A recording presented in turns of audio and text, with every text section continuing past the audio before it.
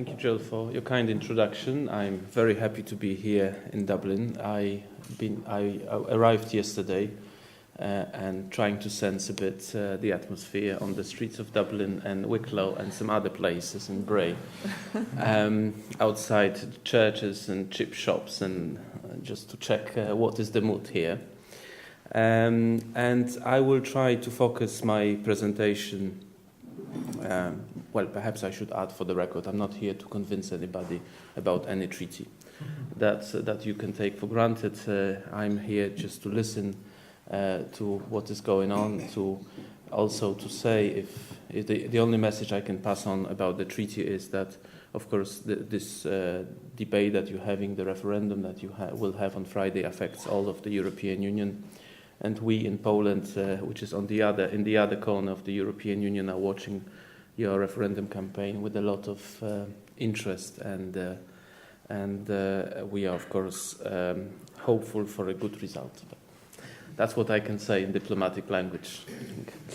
Right, now I would like to focus, I think, my introductory remarks on the future, especially on the agenda for the next few years. This is very difficult, of course, if we have to make caveats about the treaty all the time. So I will make a very sort of optimist, let's say, assumption right at the beginning, which would be that we will have the new treaty, and I hope we will have it very soon, by the end of the year. I would also say, I remember a quote from a French film producer and actor, Jacques Tati, who in 1920 said that optimism is usually based on the lack of adequate information. So obviously you may, perhaps in the discussion we may sort of come up with other assumptions or other conclusions, but I will try to be optimistic today. And of course, for a Pole to be optimistic about the future of the European Union is quite easy. Poland is now probably the most Euro-enthusiastic country in the European Union. If you look at the Eurobarometer polls, not only after 5 years of membership, Poles generally see the membership in the Union as a positive thing, but they also recognize benefits for the community, for the family, and for themselves. This is quite obvious if you look at the economic data, notably the fact that since 2004, Polish GDP, when you compare it with the EU average, grew from 43% of EU average to 51% last year. And I think that now, due to the statistical effect of the crisis, it will be more than 51%, because this year, for example, the volume of Polish GDP surpassed Belgium's volume of GDP in Sweden. So Poland became this year, and I have to admit, due to the crisis, that's the 7th largest EU economy. At the same time, the estimates we made show that Polish membership in the Union has added to the Polish GDP growth more or less 1.75 percentage points each year. So this effect has been very significant. I could also mention perhaps that we have seen after the accession over 61 billion of euros flowing into Poland in the form of FDI. So on average, you had 12 billion euro, which is a very significant inflow. And then the Polish economy became much more open since accession.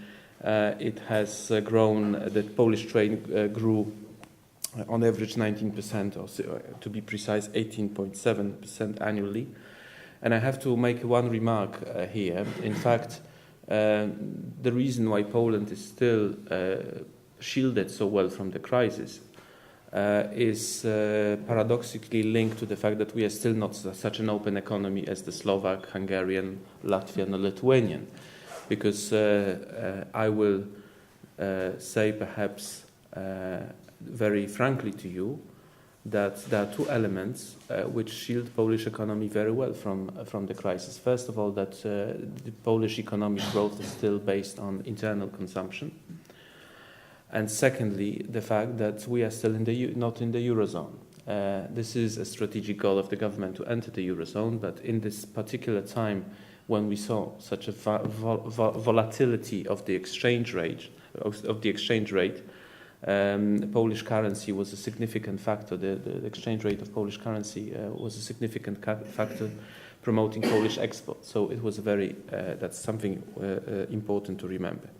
But there is also a third element, and I would mention, and I'm coming back now to the effects of 5 years. That's the inflow of European funds. We had a net inflow of 14 billion euro since May 2004 till May 2009, and that's obviously a very significant inflow, which is also providing a special cushion against the downturn in investment in the economy.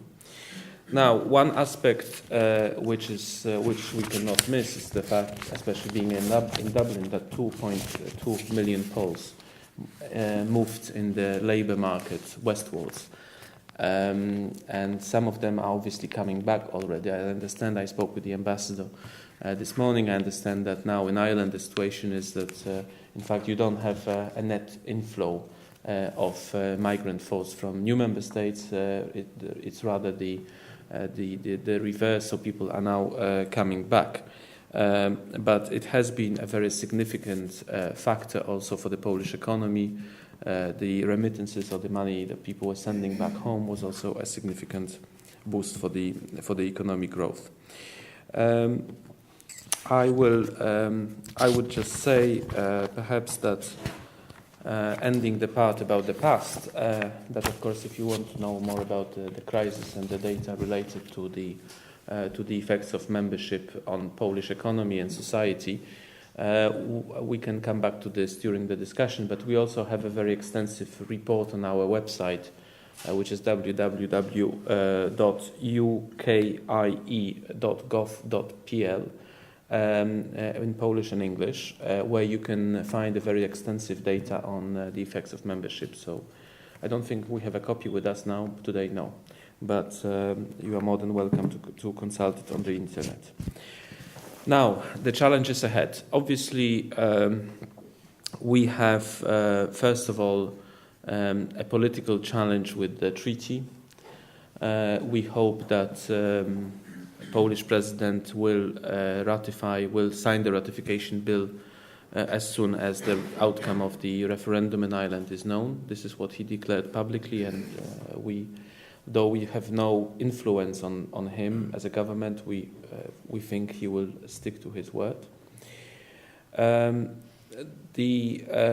The process which mobilizes us politically is the preparations for the Polish presidency, the first Polish presidency in the EU Council starting in July 2011.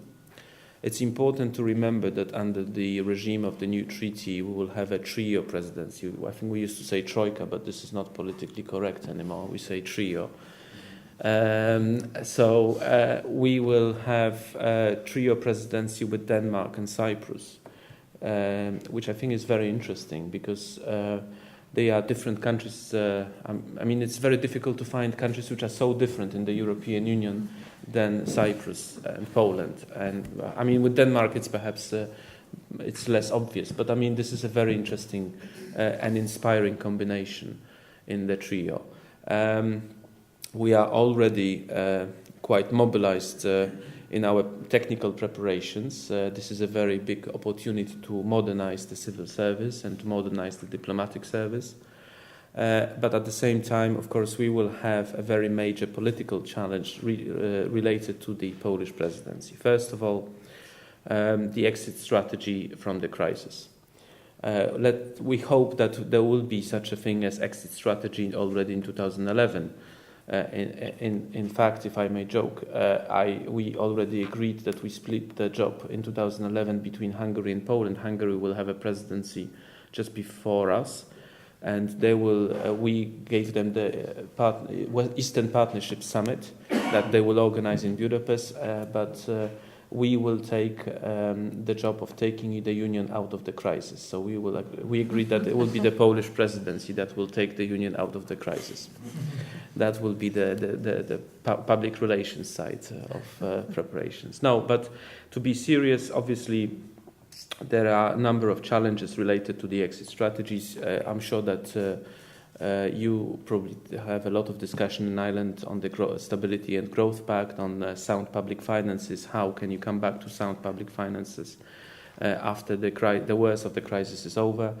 But there are also other elements, and I will just briefly mention them. That's first of all, what will be the impact of the crisis on the internal market? Especially that we have now, even now we discuss a number of legislative proposals, which perhaps we are discussing about future legislative proposals. For example, what will happen with the directive of posting of workers, which has been one of the sort of very big achievements of the internal market, and there is now, this directive is under quite a lot of pressure from various sides to make the system of posting of workers much more rigid, I would say.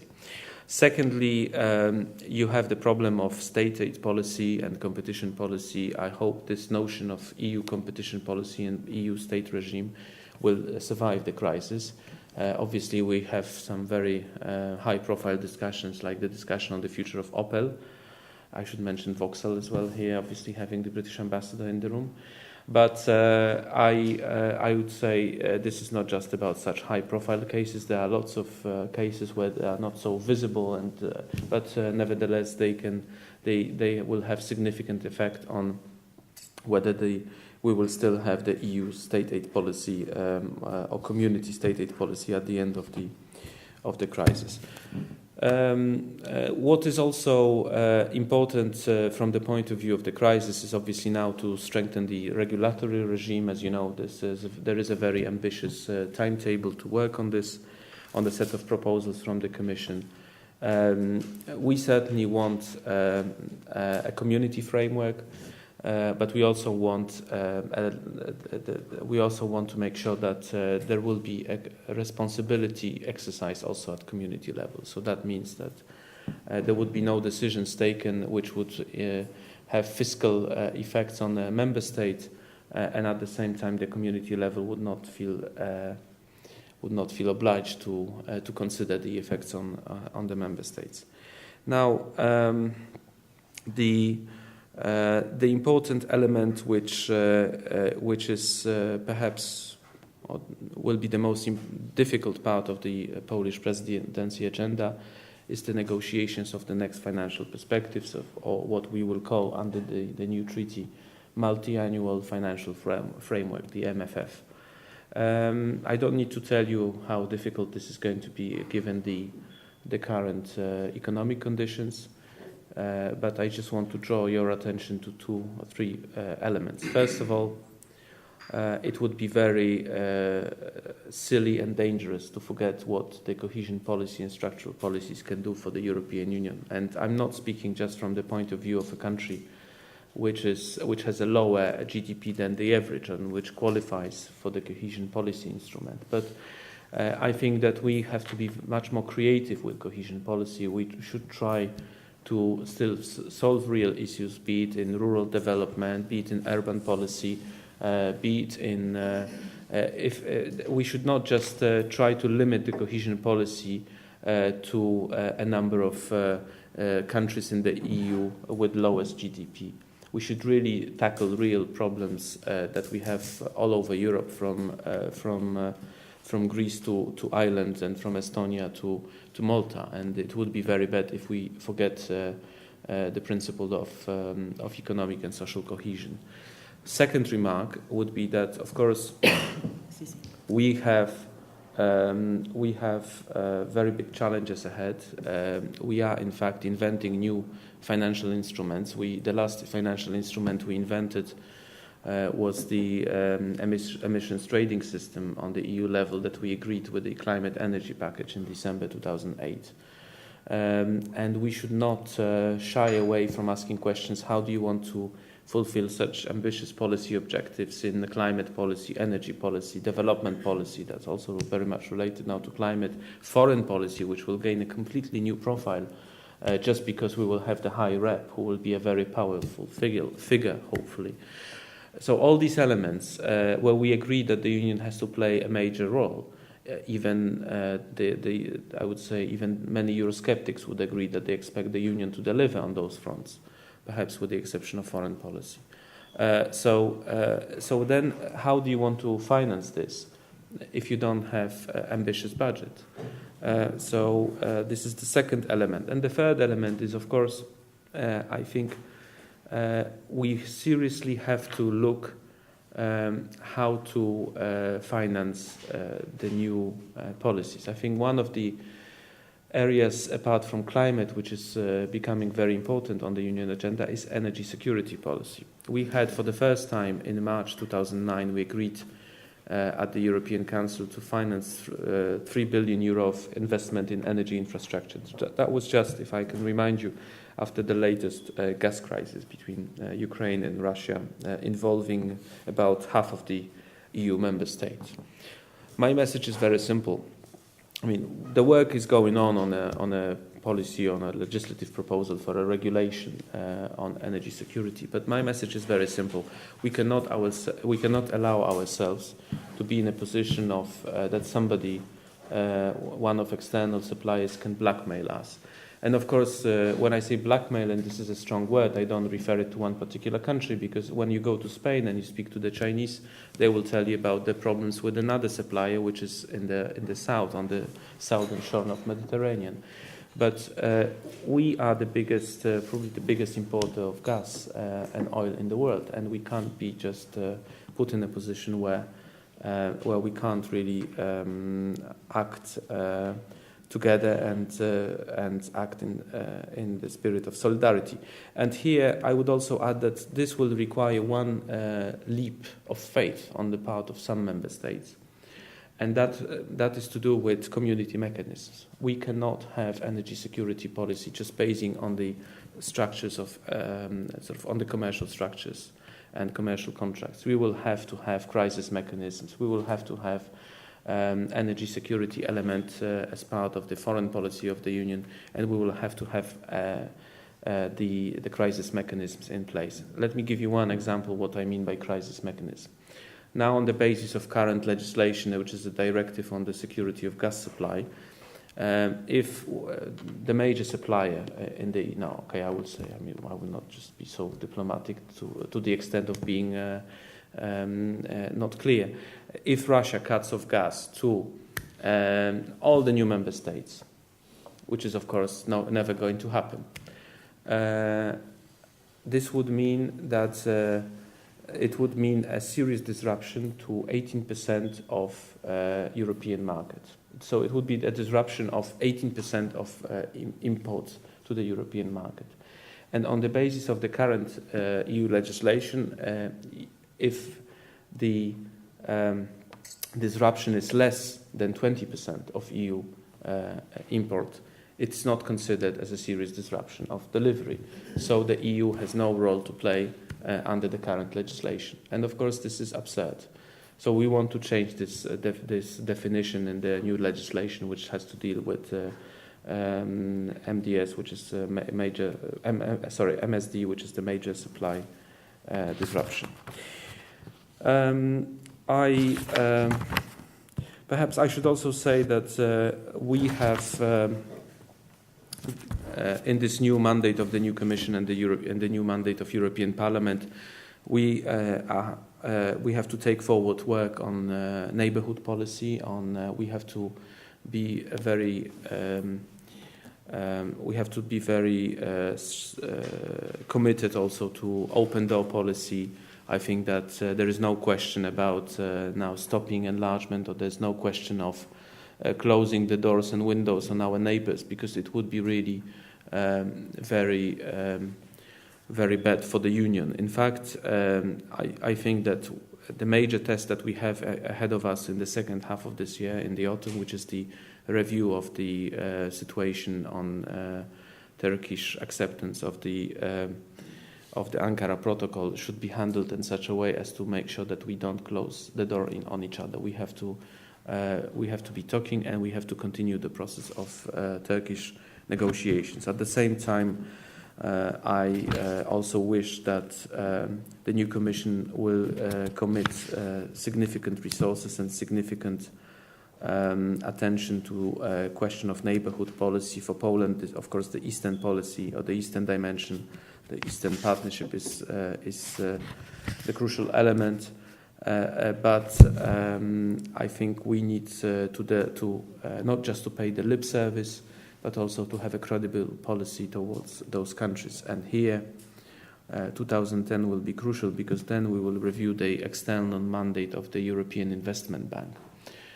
And if I can give you an example of how this external mandate looks like now, we spend 40.7 billion euro on the Mediterranean countries, and we spend 4.7, including Russia, in the east. And of course, I think we need to find a better balance, because you have many challenges on the eastern, in the eastern neighborhood, and I think that we have to recognize this. Perhaps, if I may, just the last word on climate policy, because I don't want to speak for too long now. We are, of course, in the crucial phase of negotiations before Copenhagen. It's very difficult to be optimistic.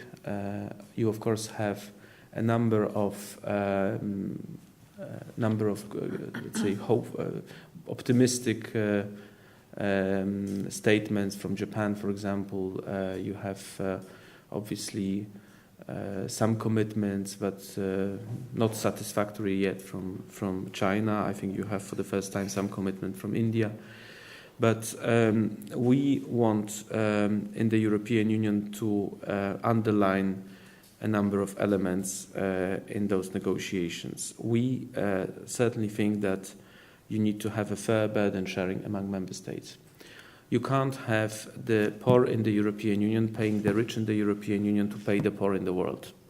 And that would be the outcome of the system of burden sharing, which would be based on the emissions trading system. So the more you emit, the more you pay, because that would mean that Poland would pay 12% of EU contribution to to fighting with climate change. And that is, of course, simply undoable from any economic or political perspective. Secondly, we think that we should be financing adaptation. We should be paying for adaptation in the least developed countries. We should be helping those countries to fight effects of climate change. But I don't think Europe should be paying to the Chinese and the Indians for the new CCS installations. I think they can afford it themselves. Thirdly, there is a serious problem which we have to recognize, that has to do with the Kyoto Protocol and with the system of carbon credits that were given to the post-communist countries. If you don't solve the problem with the very big number of those free credits that were allocated to countries like Russia and Ukraine, you will have a problem of major carbon leakage, both direct and indirect, from Central Europe to countries like Belarus, Ukraine, and Russia. We are very fearful that Polish electricity industry will simply, and not only electricity, but also energy-intensive industries, they would move to the eastern side of to Eastern Europe. And that, of course, is a very significant problem, and this has not been really addressed yet in the Union. But we, of course, hope that there will be a very ambitious deal in Copenhagen.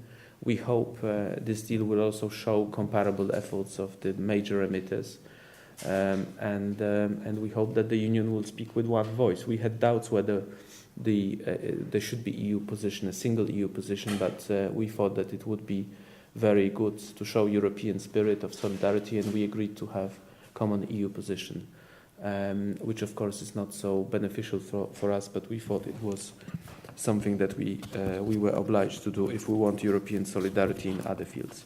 Perhaps the last remark, which, if I may, on G20.